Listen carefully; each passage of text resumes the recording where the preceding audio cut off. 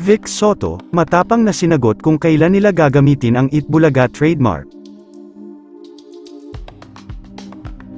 Kamakailan nga nang bumungad ang masayang balita para sa TVJ at mga fans, ito ay ang pagkansela ng Intellectual Property Office ng trademark registration ng Tape Incorporated noong Martes, December 5, 2023, naging usap-usapan din ang mga naging patama nina Joey De Leon at Paulo Contis sa isa't isa tungkol sa balitang pangkansela nga ng nasabing trademark. Dito nga ay inulan ng batikos ang aktor na si Paulo Contis. Samantala, matapang na sinagot ng TV host actor na si Bossing Vic Soto, ang katanungan kung kailan nila balak gamitin ang Itbulaga o EB. Marami na rin kasing mga madla ang excited at nagtatanong kung kailan nila gagamitin ang naturang titulo para sa kanilang programa.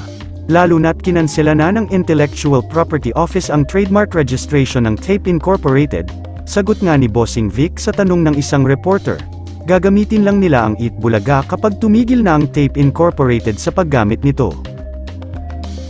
Ayon kay Bossing Vic, siguro pag tumigil na yung may gumagamit na iba, at nagpakita ng respeto, yun na siguro ang tamang panahon. Pagka nagpakita sila ng respeto at tigilan na yung panggagamit ng hindi naman sa kanila, mas masaya. Dagdag pa ni Bossing, siguradong hindi lang Merry Christmas, Happy New Year pa talaga. Ngunit mukhang matatagalan pa ang paggamit ni na Tito, Vic at Joey sa Itbulaga.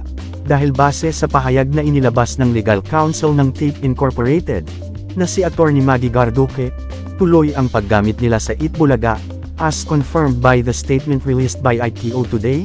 Tape has a period of 15 days to appeal the decision of the adjudication officer to the director of the BLA IPO. Then appeal decisions may still be appealed to the Director General of IPO within 30 days.